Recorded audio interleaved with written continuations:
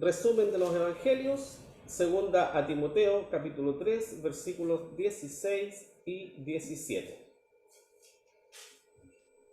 Segunda Timoteo 3, 16 y 17. Toda escritura es inspirada divinamente y útil para enseñar, para redarguir, para corregir, para instituir en justicia, para que el hombre de Dios sea perfecto, enteramente instruido para toda buena obra. Bien. Bueno, quise tomar este versículo en la segunda epístola del apóstol Pablo a Timoteo, porque si bien hemos estado analizando de manera general los 4 evangelios, nos hemos podido dar cuenta, ¿no es cierto?, que la Biblia no contiene errores, que es lo que nosotros creemos, que no contiene errores. Y los supuestos errores que han sido encontrados, ¿no es cierto?, tienen una respuesta. Y esas respuestas las vamos a encontrar cuando nosotros somos dedicados, preocupados y estudiosos de la palabra del Señor.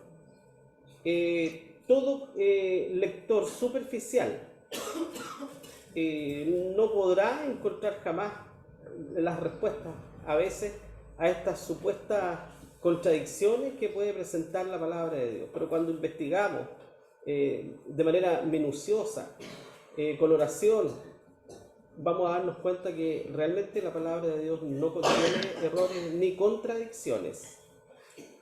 Hemos visto algunas de ellas que son parte de los ataques que sufre la palabra de Dios desde la crítica textual, ¿no?, donde se encuentran aquellos teólogos racionalistas que realmente estudian la palabra de Dios pero no tienen la fe ni creen en los milagros que ahí son relatados. Entonces, por eso quise elegir este versículo. Quien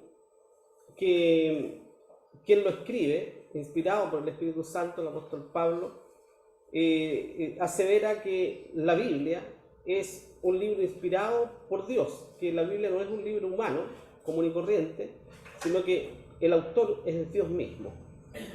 Dios ha sido el autor de la palabra de Dios. Utilizó hombres distintos para que escribieran nada más, pero que el autor es el mismo Dios. Y que justamente en la Escritura, la palabra del Señor es útil para enseñarnos a nosotros. Porque la Biblia Dios no la dejó para el mundo, la Biblia Dios la dejó para su pueblo, para nosotros. No es solo un manual de conducta la Biblia, es mucho más que eso. La Biblia tiene palabras de vida eterna. Entonces es útil para enseñarnos a nosotros el carácter de Dios, para conocer a Dios en primer lugar.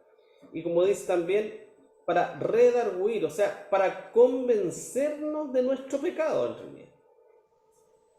¿Qué filosofía o qué religión o qué libro fuera de la Biblia podría enrostrarnos a nosotros nuestros pecados? No existe. Solo la palabra de Dios es la que nos muestra tal y cual somos. Hombres, mujeres, pecadores. Como repetíamos recién, Romanos 3:23, ¿no es cierto? Por cuanto todos pecaron, están destituidos de la gloria de Dios. O sea, esa es la naturaleza nuestra. Una naturaleza caída ante Dios, pecaminosa. Y por eso que la Biblia es útil, para convencernos de eso, para que nosotros nos demos cuenta de que en realidad somos pecadores y que no somos buenos, que somos malos. Y para corregir nuestra vida, ¿ya? Una vez que el Espíritu Santo nos convence, ¿no es cierto?, de nuestro pecado, entonces nos da la voluntad para corregir nuestra vida. Y luego dice, para instituirnos, para guiarnos, ¿no es cierto?, a través de la justicia de Dios, para disciplinarnos en la justicia de Dios. ¿Y para qué? Para que el hombre de Dios, aquí hombre se refiere al género humano, ¿cierto?, tanto hombre como mujer, para que el hombre de Dios sea perfecto. Y como dice la palabra del Señor, o como dijo Dios, sed perfectos como vuestro Padre que está en los cielos es perfecto. Así debemos ser nosotros, enteramente instruido, disciplinado, ¿no es cierto?, para toda buena obra, para todo lo bueno, todo lo que es bueno, para eso debe estar disciplinado el Hijo de Dios, para todas las cosas buenas. ¿Ya? Bien. Partimos entonces con el resumen. Primero, entender que la Biblia es un libro inspirado por Dios, como lo dije. Dios es el autor. Dios utilizó hombres que escribieran nada más, ¿verdad? Y como dice ahí, la Biblia es poderosa. ¿Y por qué es poderosa? Porque el autor, que es Dios, es un Dios todopoderoso. Y Dios nos entregó y nos ha legado un libro poderoso. La palabra del Señor es poderosa. ¿Mm? La Biblia es inerrante, dice ahí. Inerrante. ¿Ya? ¿Qué quiere decir? Que no tiene errores. ¿Y por qué es inerrante la Biblia? ¿Ya? Porque Dios no puede equivocarse. Dios es perfecto. Dios no se equivoca jamás. Como siempre se los digo yo, Dios no tiene un plan B para solucionar aquellas cosas que se le escapan de su mano. ¿Ya? Dios no necesita eso. Él no puede equivocarse. La Biblia es suficiente. No necesitamos una revelación extra a través de un sueño, de la aparición de un ángel, a través de una profecía dentro de la iglesia, por profetisas, por profetas y todas estas cosas que muchas iglesias, ¿no es cierto?, evangélicas, carismáticas creen. No necesitamos, porque la Biblia es suficiente, la Biblia está completa. Dios ha hablado a través de su palabra y nos ha dejado su palabra para que nosotros podamos saber lo que Él quiere. No podemos ir más allá, porque si no, si creyésemos en sueños, en profecías y todas estas cosas supuestas, ¿no es cierto?, entonces estaríamos diciendo que la Biblia está incompleta, que Dios todavía tiene cosas que decir. ¿Sí? Y la Biblia está completa. Y ustedes saben lo que dice la palabra del Señor al final, ¿no es cierto? En Apocalipsis dice: cualquiera pues que añadiere a estas palabras, Dios traerá las plagas sobre esa persona. O sea, la ira de Dios contra aquellas personas que se atreven a decir que hay profecías hoy día. Que soñé y que esto se va a cumplir en su vida porque Dios me lo reveló. Cuidado con eso. Podemos tener un sueño bonito, hermoso. Podemos soñar que viene el Señor y despertar y ser fortalecidos, sí, ¿no es cierto? Pero de ahí a que Dios se manifieste o manifieste su voluntad de alguna profecía a través de un sueño, esa es otra cosa. ¿Ya? Y la Biblia nos dice claramente que eso no puede ser. Dios habla a través de su palabra. Y todo lo que Dios quiere decirnos está en su palabra. ¿Y cuál es la forma de leer la palabra de Dios? Para que Dios hable a nuestra vida con oración, humillándonos ante el Señor en oración, ¿verdad? Tampoco vamos a usar la palabra de Dios como un instrumento, ¿no es cierto?, de sortilegio, que yo lo voy a abrir a ojos cerrados y voy a ir allá con el dedo y decir, eso es lo que Dios me va a decir ahora. La Biblia no es un libro de sortilegio, ¿no es cierto?, como horóscopo. Debemos leerla con oración, con fe, con humildad, ¿no es cierto?, esperando de Dios la respuesta a través de su palabra. Y Dios puede respondernos a través de una lectura directa de la palabra del Señor en nuestro devocional privado. Dios puede hablarnos a través de un devocional. Dios puede respondernos a través de una predicación. Así habla Dios a nuestro corazón por medio de su palabra. ¿Ya? Entonces, la Biblia es suficiente. Es suficiente porque el autor, que es Dios, es un autor omnisapiente, que todo lo sabe, como dice ahí, sabe exactamente lo que yo necesito, pues, hermano. Nadie más, nadie, absolutamente nadie en este mundo puede saber lo que de verdad cada uno de nosotros necesitamos. Usted como madre, ¿no es cierto?, puede saber lo que necesita su hijo en cuanto a las cosas materiales del cuerpo, el alimento, y puede intuir algunas cosas, ¿no es cierto?, del carácter de su hijo, de necesidades espirituales, puede intuirlas. pero no saberlas, porque eso solo el Señor lo sabe. Como dice ahí, Él es el único, ¿no es cierto?, omnisapiente, que lo sabe todo. No hay nada que Dios no lo sepa. Cada palabra, ¿no es cierto?, es perfecta. Cada palabra es intencional, o sea, tiene una intención. La Biblia tiene una intención. Pero cada palabra que está allí en la Biblia está puesta porque Dios quiso que estuviera allí. Por lo tanto, debe ser creída la palabra del Señor. Debemos creer en la Biblia. No podemos dudar. Porque yo insisto en esto. Hay teólogos racionalistas, ¿no es cierto? Hay personas que son racionalistas, que usan su razonamiento para interpretar la palabra de Dios, para interpretar los milagros, para interpretar, ¿no es cierto?, todas aquellas cosas inexplicables que nos relata la Biblia. Por ejemplo, una explicación racional de Dios en la cual podríamos caer nosotros como hijos de Dios, es pensar que Dios es un ser humano, que Dios es un ser humano pero que tiene todo poder y que tiene un cuerpo y que habita en un lugar definido, ¿no es cierto?, y que se sienta en un trono y que tiene cabellos blancos y podemos hacernos imágenes de Dios. Pero eso está lejos de la realidad. Eso es la racionalidad nuestra, cómo imaginamos nosotros a Dios. Pero la Biblia dice, por ejemplo, que Dios es espíritu. Dios es incorpóreo, no tiene cuerpo. ¿Cómo entiendo yo a un Dios que no tiene cuerpo? No puedo entenderlo. Y si yo no tengo fe, voy a tener que explicar eso con mi razón. Y si lo explico con la razón porque no tengo fe, entonces digo, no, si fuimos hechos imagen y semejanza de Dios, porque Dios tiene 2 manos, tiene 2 pies, es como nosotros. Es una explicación racional, pero sin fe, porque no puede aceptar algo tan increíble como eso, como que Dios sea incorpóreo, que Dios está en todo lugar al mismo tiempo. ¿Se fijan? Entonces hay explicaciones racionales en la palabra de Dios, por eso que nosotros debemos creer la Biblia completa. ¿Ya? Si la Biblia dice que Dios envió un diluvio universal a la tierra para destruir, ¿no es cierto?, a todo ser vivo por causa del pecado, es porque el diluvio fue universal. En todo el mundo, todo el planeta estuvo bajo el agua, alrededor de 5 metros más arriba del monte más alto existente sobre la tierra. Y el monte más alto en la tierra es el Everest, ¿no es cierto?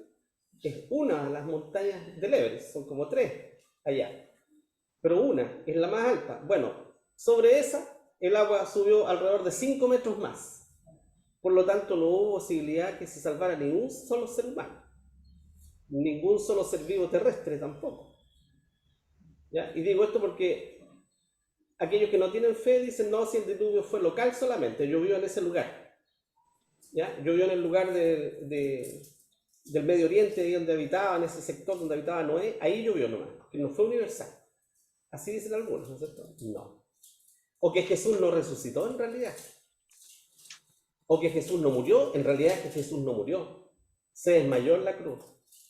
Y que después despertó, etc. ¿Ya? Entonces, debemos creer en la Biblia. Debemos obedecerla y debemos predicarla. Debe ser predicada por nosotros, la palabra del Señor. ¿Ya? Bien. Cuando decimos que que la palabra de Dios es inspirada divinamente, decimos que es inspirada plenaria, ¿ya? Que significa de principio a fin. O sea, que toda la Biblia, ¿cuántos libros tiene la Biblia? 66 libros. Ya. Cuando decimos que la Biblia es inspirada plenariamente, estamos diciendo que todos los libros que están en la Biblia fueron inspirados por Dios, todos, desde el principio Génesis hasta el final el Apocalipsis. ¿Ya? Eso quiere decir plenaria, total. ¿Ya? Inspiración plenaria de la Biblia. Y cuando decimos verbal, ¿qué quiere decir que la Biblia sea inspirada verbalmente? Tiene que ver con hablar, pero ¿qué significará?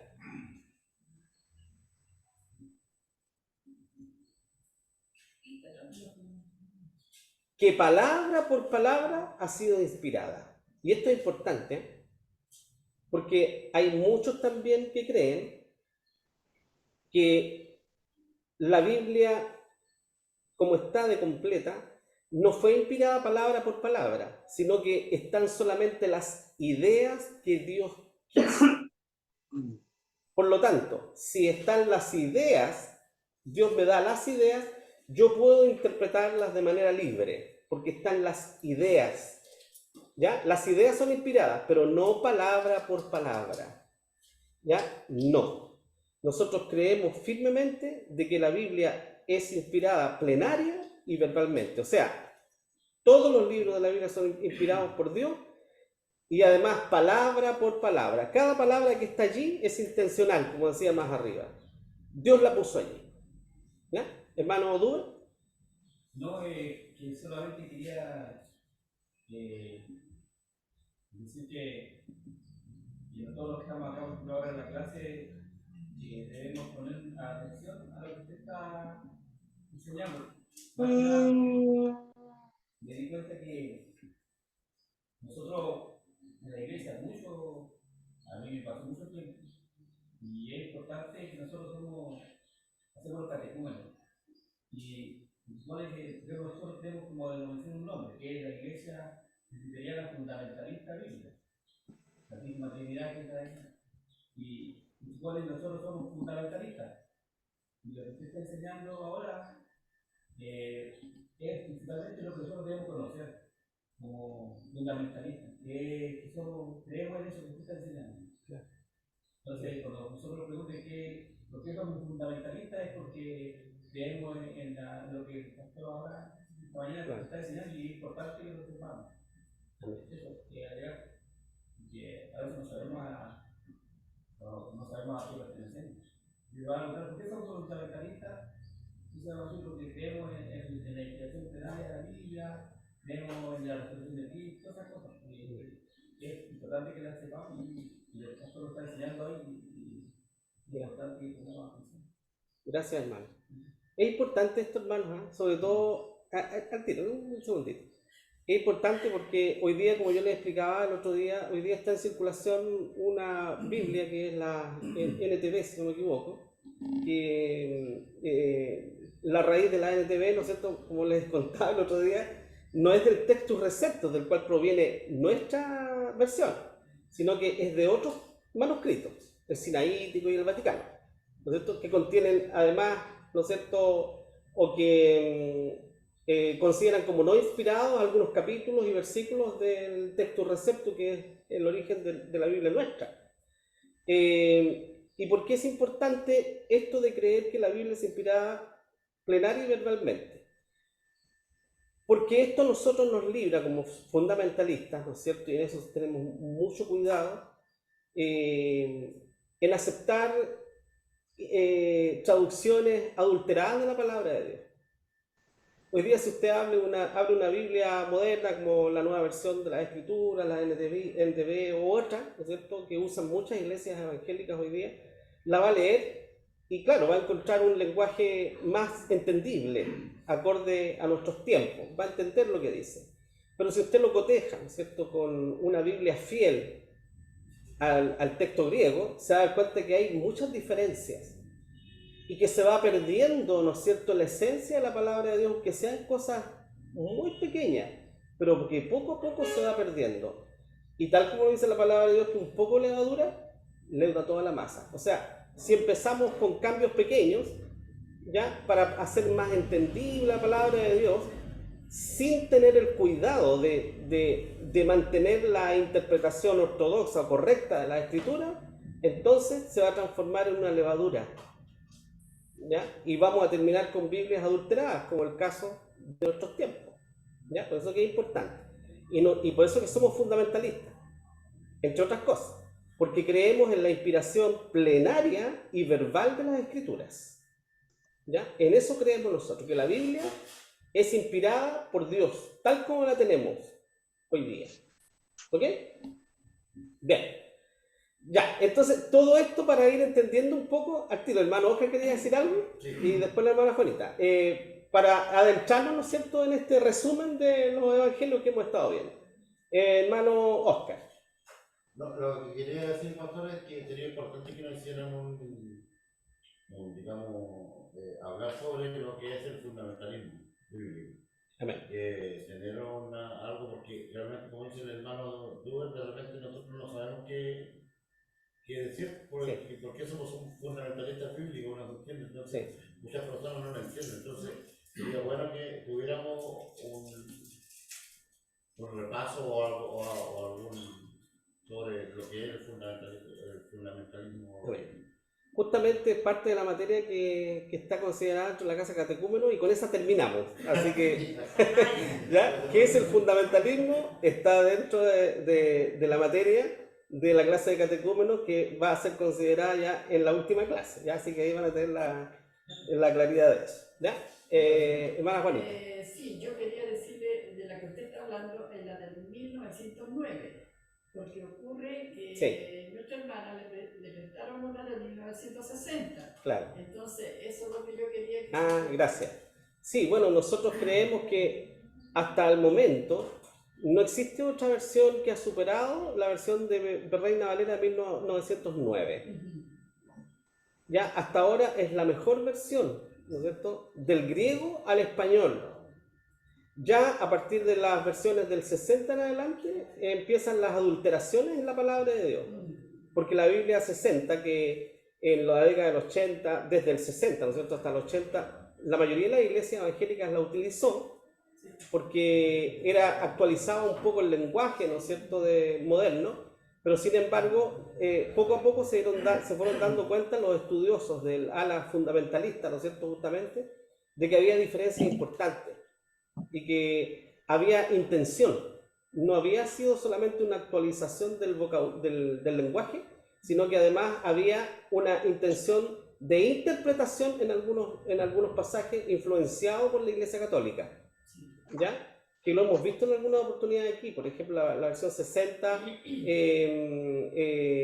trata de sacar, ¿no es cierto?, en un versículo o de recalcar la pureza de María. Y eso es grave, porque María fue una mujer temerosa de Dios, que Dios la eligió para que fuera la madre terrenal de nuestro Señor Jesucristo, para que de ella naciera nuestro Señor Jesucristo. Pero no es corredentora ni sin pecado concebida. Ojo con eso.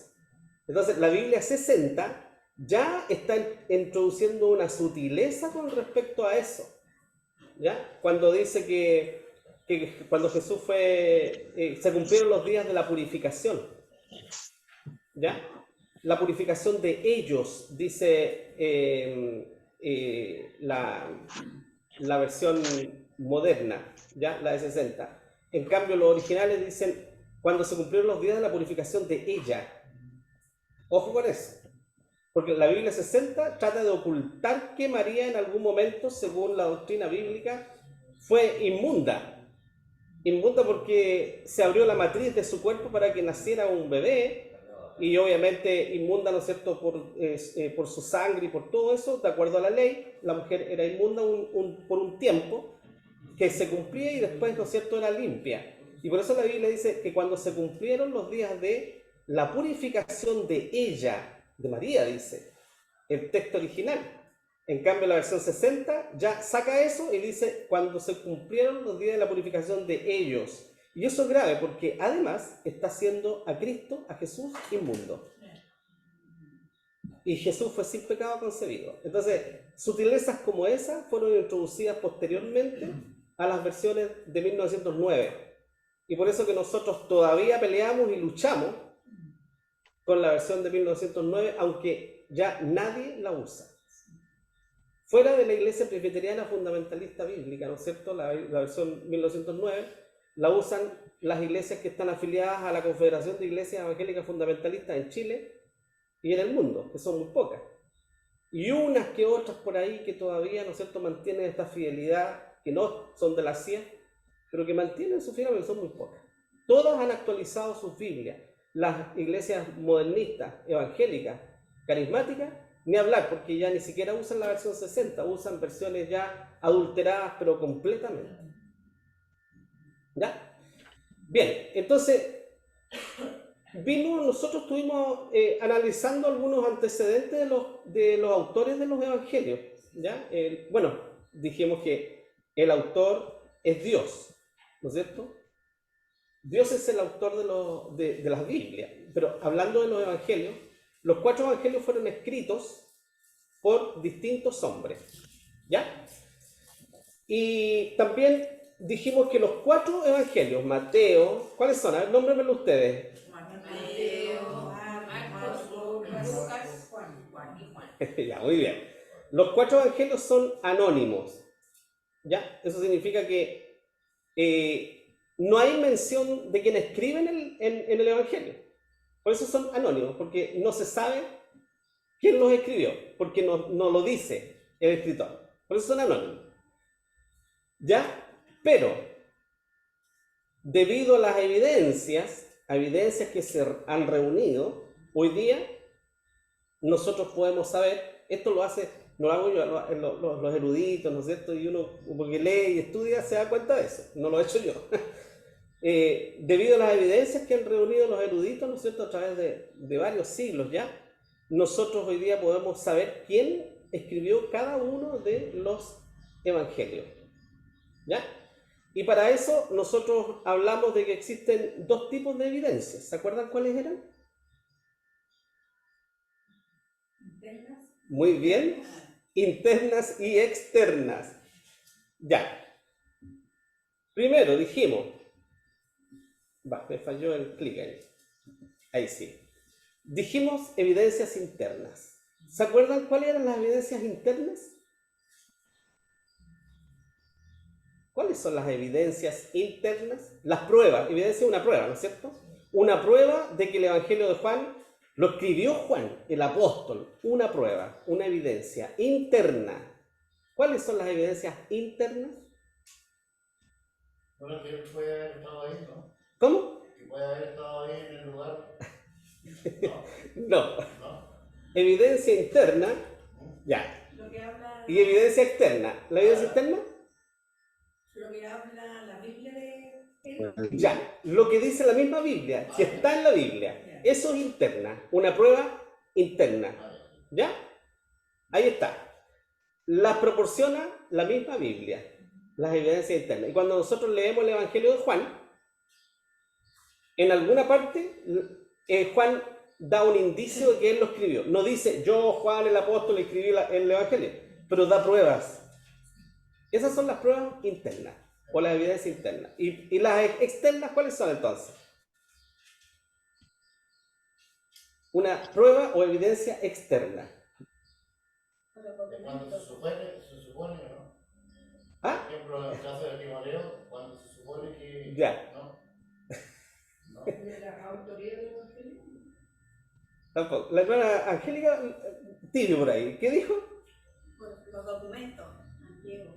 Ya, muy bien, por documentos antiguos, ¿no es cierto? O sea, la evidencia externa tiene que ver con aquellas que proporciona, como dice ahí, la historia universal, ¿no es cierto? La historia universal es respetada. Nadie podría decir, por ejemplo, como alguna vez lo escuché en alguna vez, una cosa descabellada, decir que en realidad Arturo Prat nunca existió. ¿Ya? Es mentira que Arturo Prat saltó al abordaje, porque en realidad Arturo Prat no existió, fue una invención, ¿no es cierto?, de un grupo determinado de chilenos para hacer creer, ¿no es cierto?, es una cosa pero descabellada. Entonces nadie se atrevería a decir que algún padre de la patria nuestro no existió. Es como decir, Abraham, patriarca israelí, no existió. José no existió. Hay evidencias históricas, bíblicas y todo que sí existieron. Son los padres de la patria de Israel. Es como Bernardo Higgins nuestro, Abraham de Israel. Bueno, entonces las evidencias externas son aquellas que nos entrega la historia, pero también la tradición de la iglesia, ¿ya? Y la tradición de la iglesia tiene que ver con aquellas enseñanzas que se fueron pasando, ¿no es cierto?, a través del tiempo dentro del pueblo de Dios, ¿ya? Entonces, evidencias internas y evidencias externas. Muy bien. Ya. También vimos acá antecedentes generales de los evangelios. ¿Se acuerdan ustedes? Mateo, por ejemplo, se escribió en Palestina. Ahí fue escrito el Evangelio de Mateo. Marcos fue escrito en Roma. Lucas también fue escrito en Roma. Y el Evangelio de Juan en Éfeso. ¿Ya? Ahí está el lugar donde fueron escritos los evangelios. En esos lugares. Y las fechas. Ahí en Mateo hay 3 fechas, porque hay 3 fechas propuestas. Algunos estudiosos dicen que Mateo escribió su evangelio muy temprano y se atreven a mencionar el año 38. O sea, estamos hablando de aproximadamente 5 o 7 años después de la resurrección del Señor. ¿Ya? Pero otros dicen que en realidad no fue tan cercana, sino que pudo haber sido en el año 50 o 60. ¿Ya? El asunto es que haya sido en el 38, en el 50 o el 60, fue el primer evangelio que empezó a circular en las iglesias. Y fue muy temprano, porque ya el año 50 o 60 era temprano. Muchos que habían conocido a Jesús y que habían oído sus palabras, todavía estaban vivos. Ni decir, los apóstoles todavía estaban vivos ahí. ¿Ya? Entonces, cuando circula el Evangelio de Mateo, si hubiera contenido algún hecho falso, rápidamente habría sido denunciado por la iglesia. Y habrían no, eso es falso porque yo estuve allí y eso no es así. ¿Ya? Entonces, son fidedignos los evangelios. ¿Ya? Fue escrito para judíos. Mateo fue escrito para judíos. Marcos, alrededor del año 65, ¿no es cierto?, de nuestra era, y fue escrito para los romanos. Lucas, alrededor del año 63 también, y está dirigido a un tal Teófilo, ¿no es cierto? Algunos dicen que Teófilo pudo haber sido algún personaje de renombre que tenía un alto cargo, ¿no es cierto?, del imperio. Y por eso que Lucas le dice, oh excelentísimo, ¿no es cierto?, Teófilo. Es una teoría, pero principalmente fue escrito a los gentiles, a los griegos. ¿Ya? Y el Evangelio de Juan fue escrito el más tardío, fue el último en salir, alrededor del año 98, y está dirigido para todo creyente, para todos los creyentes. ¿Ok? ¿Se acuerdan que vimos eso, no sé? Sí. Bien. Antecedentes generales, yo pensaba terminar hoy día con esto y a ver si no vamos a alcanzar a terminar hoy día. Ya. Antecedentes generales. Asunto de qué trata y aspecto de Cristo que presenta. Mateo, el oficio de Mateo, ¿se acuerdan ustedes qué era? Publicano. O recaudador de impuestos. Mateo era un recaudador de impuestos. Y fue uno de los 12 apóstoles. Mateo. ¿De qué trata el Evangelio de Mateo?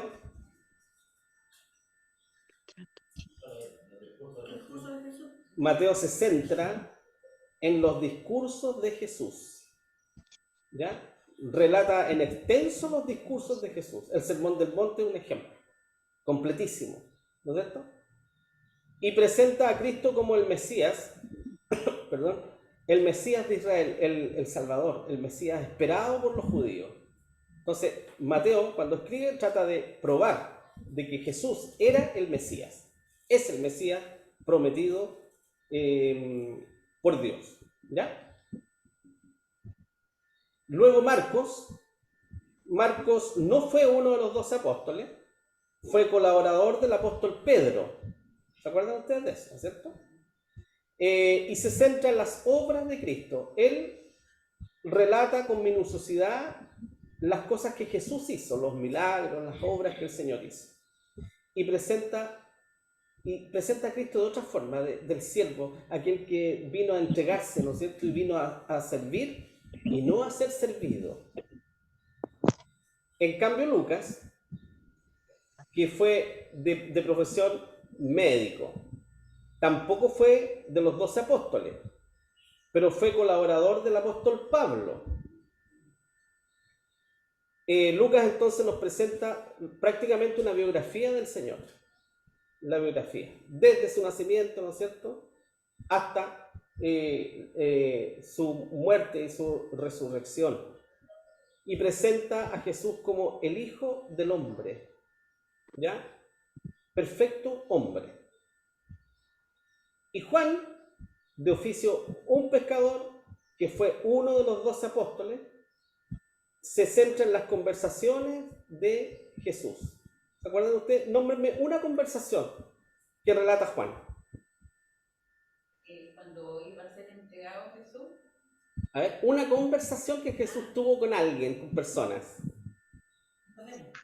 Con Nicodemo. Otra. Con la mujer samaritana, ¿verdad? Etcétera. ¿No es cierto? Entonces, Juan se centra en las conversaciones que Jesús tuvo particulares con Jesús. Y presenta entonces a Jesús como el Hijo de Dios. O sea, el Verbo encarnado o Dios mismo. El Verbo era Dios. Así lo presenta Juan, ¿ya? Bien, ¿seguimos?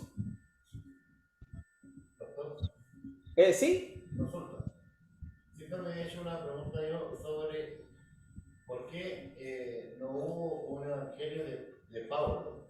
El por qué. ¿Por qué no hubo un evangelio de Pablo? Bueno, porque Dios no lo quiso así simplemente, porque recuerda usted que el autor de la Biblia es Dios, ¿no es cierto? Es Dios. Entonces, por algún motivo Dios no lo quiso así. Pero no olvide que el colaborador, como dice acá, el colaborador de Pablo, que fue Lucas, entonces se cree que en algunos aspectos, porque además Pablo tampoco, ¿no es cierto?, fue seguidor de Jesús, ¿recuerda usted eso? ¿Ya? No fue seguidor de Jesús Pablo. Entonces, puede que haya sido eso que Pablo no se atrevió tampoco a escribir, ¿no es cierto? Porque Pablo, por excelencia, fue misionero, no un investigador. Lucas investigó, ¿no es cierto?, acerca de la vida de Jesús. Y Pablo, lo más probable, no tuvo tiempo de investigar porque él era un misionero. Entonces, bueno, son suposiciones nada más, pero eso finalmente Dios determina o lo determinó, ¿ya? Bien, y algunas generalidades de los evangelios. Ahí está. Los 5 discursos principales de Mateo. Recuerde que Mateo se centró en los discursos de Jesús, ¿no es cierto? Y aquí están los 5 principales discursos, o sea, los que están relatados con más minuciosidad. El Sermón del Monte, que lo encontramos del capítulo 5, el versículo 7, y que empieza con esa hermosa frase que dice: bienaventurados los pobres en espíritu. Las bienaventuranzas, ¿no es cierto? Ahí está el Sermón del Monte entonces, relatado por Mateo de manera realmente excepcional, porque son 3 capítulos completos donde Mateo relata el sermón, ¿no es cierto?, del monte. Luego tenemos la comisión de los 12 apóstoles en el capítulo 10, cuando Jesús dice: el que ama padre o madre más que a mí, no es digno de mí. Qué tajante el Señor, ¿eh? Y el que ama hijo o hija más que a mí, no es digno de mí. Eso era darnos que pensar a nosotros. Luego, las parábolas, capítulo 13, que empieza con la parábola más reconocida, la parábola del sembrador. He aquí el sembrador salió a sembrar. ¿Se acuerdan ustedes? Y el Señor, con una parábola tan sencilla, nos muestra los tipos de personas que oyen el Evangelio. Es realmente excepcional esa parábola, porque es tan sencilla, pero sin embargo nos abre los ojos y nos muestra, ¿no es cierto?, el tipo de persona que escucha la palabra de Dios. Son 4 tipos de personas, ¿se acuerdan ustedes? Aquella que no cree. Primero, el que no cree. No creo eso. Segundo, el que cree por un tiempo nomás, pero después le vienen los problemas y no cree más. Tercero, el que cree, pero no se decide si sigue a Cristo o sigue el mundo. Y al final se pierde. Y el que cree y da fruto. En esa hermosa parábola está esa explicación. En los términos del discipulado, en el capítulo 18, cuando el Señor dice: porque el Hijo del Hombre ha venido para salvar lo que se había perdido. Y ahí el Señor nos enseña que nosotros estábamos perdidos en nuestros delitos y pecados. Y que si no fuera por Cristo, ninguno de nosotros sería salvo. Y por último, el sermón profético. El sermón profético del capítulo 24 y 25. Cuando el Señor relata, ¿no es cierto? Cuando los discípulos, ¿cuándo empieza ese? Cuando los discípulos dicen, Señor, mira tremendas piedras del templo, qué hermosa. Y el Señor le dice, de cierto os digo que no quedará piedra sobre piedra, que no quedará, que no sea derribado. Y los discípulos dicen, Señor, ¿cuándo serán estas cosas? Y ahí el Señor da el sermón profético. Y cuando exclama en una de esas oportunidades, dice, porque habrá entonces grande aflicción, cual no fue desde el principio del mundo hasta ahora, ni será. Y el Señor se extiende, ¿no es cierto?, hablando, ¿no es cierto?, desde esa época, pasando por la destrucción del templo, ¿no es cierto?, que ocurrió efectivamente, ¿no es cierto?, en el Imperio Romano, posteriormente alrededor del año 60, hasta su venida, relatando acerca de la gran tribulación, cuando dice, todo esto será principio de dolores, ¿ya? Así que imagínense ustedes las sequías que estamos viviendo, el cambio climático, los calores insoportables que están, los incendios, todo eso, hermano, todo esto es principio de dolores, ¿no?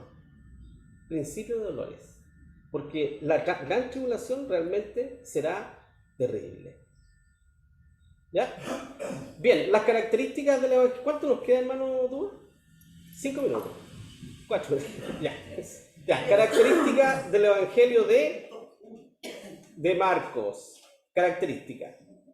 Bueno, Marcos habíamos dicho que presenta un cuadro vivo de cada escena. O sea, Marcos nos enseña, ¿no es cierto?, una panorámica de lo que está pasando. Es pictórico, ¿se acuerdan? Dijimos, ¿ya? Y hicimos esta comparación para darnos cuenta cómo Marcos describe el mismo hecho que escribe Mateo y Lucas, pero Marcos lo detalla, ¿no es cierto? Y Marcos dice, luego se juntaron a él muchos que ya no cabían ni aún a la puerta y les predicaba la palabra. Entonces vinieron a él unos teniendo un paralítico que era traído por 4. Ahí están en negrita, ¿no es cierto?, los detalles. Después, dice, y como no podían llegar a él a causa del gentío, entre negrita, descubrieron el techo donde estaba y haciendo abertura, dice. Ahí hay un detalle. Bajaron el lecho que yacía el paralítico, viendo Jesús la fe de ellos, le dice al paralítico, hijo, tus pecados te son perdonados. De esa forma relata Marcos ese momento en que Jesús sanó al paralítico que lo bajaron del techo, ¿se acuerdan? Porque estaba lleno de gente. Mateo dice simplemente, he aquí, le trajeron un paralítico echado en una cama y viendo a Jesús la fe de ellos, dijo al paralítico, confía, hijo, tu pecado no es perdonado. Listo. ¿Ya? Entonces, Marco, detallista, ¿verdad? Lucas un poquito más extenso, pero no tan detallista como Marco. He aquí unos hombres que traían sobre un lecho un hombre que estaba paralítico, y buscaban meterle y ponerle delante de él, y no hallando por dónde meterle a causa de la multitud, subieron encima de la casa y por el tejado le bajaron, con el lecho en medio, delante de Jesús, el cual viendo la fe de ellos le dice, hombre, tus pecados te son perdonados. No incluye que los hombres descubrieron el techo, ¿no es cierto? Y todo eso. Marcos es detallista. Y por eso que Marcos escribe de una manera distinta, presenta un cuadro panorámico de lo que está pasando. Y ahí nosotros podemos darnos cuenta, hoy lo que está pasando en realidad, ¿no es cierto? Bien, características de Lucas. Lucas contiene datos cronológicos exactos.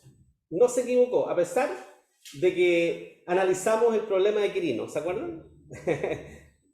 Yo creo que ya ni se acuerdan del problema de Quirino o de Cirenio, el gobernador de la Siria. Bueno, Lucas 1.5, datos precisos. Hubo en los días de Herodes, ojo, Herodes el Grande, ahí hay un dato, en los días de Herodes, de ese rey de Judea, un sacerdote llamado Zacarías.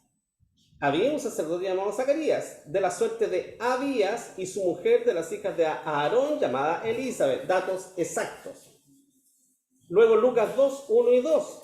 Y aconteció en aquellos días que salió edicto de parte de Augusto César, que toda la tierra fuese empadronada, y este empadronamiento primero fue hecho siendo Cirenio gobernador de la Siria. Datos exactos. Y Lucas 3, 1 al 3, en el año 15 del imperio Tiberio César, en el año 15 del imperio Tiberio César, y Herodes tetrarca de Galilea, y su hermano Felipe tetrarca de Iturea, y de la provincia de Tracronite, y Lisanías tetrarca, o sea, hay datos ahí, pero de sobra exactos. ¿Ya? De esa forma escribió Lucas. Y por último, hay el carácter de Dios que presenta Lucas. Un Dios accesible, a pesar de que es un Dios todopoderoso, ¿verdad? Como lo hemos visto, pero sin embargo Lucas presenta, ¿no es cierto?, un Dios accesible, que el ser humano puede acercarse a él. Un Dios santo, un Dios que es paciente, un Dios misericordioso, omnipotente, ¿verdad?, que cumple sus promesas, que es proveedor y que es sabio. De esa forma, Lucas entonces presenta el carácter de Dios. Y con esto termino. Quiero terminar con los yo soy, los yo soy del Evangelio de Juan. Yo soy el pan de vida, cuando dice el Señor, ¿no es cierto? Es quien sustenta nuestra vida, como dice ahí. Yo soy el pan de vida, dijo el Señor ahí en Juan 6:35. Yo soy la puerta también, quien nos abre el camino a Dios. Por eso Jesús dijo, yo soy la puerta. Luego, yo soy la resurrección y la vida, quien nos resucitará en el día postero a nosotros. Luego, yo soy la luz del mundo, ¿verdad? ¿Por qué? Porque Él dirige nuestra vida. Yo soy el buen pastor, ¿ya? Porque el buen pastor su vida da por sus ovejas y Él dio su vida por nosotros. Yo soy el camino, la verdad y la vida, quien nos da, o sea, una seguridad completa. Y por último, yo soy la vid verdadera, quien nos da no solo la satisfacción, sino que nos nutre. Dios, o en Cristo, ¿verdad?, nos nutre nuestra vida.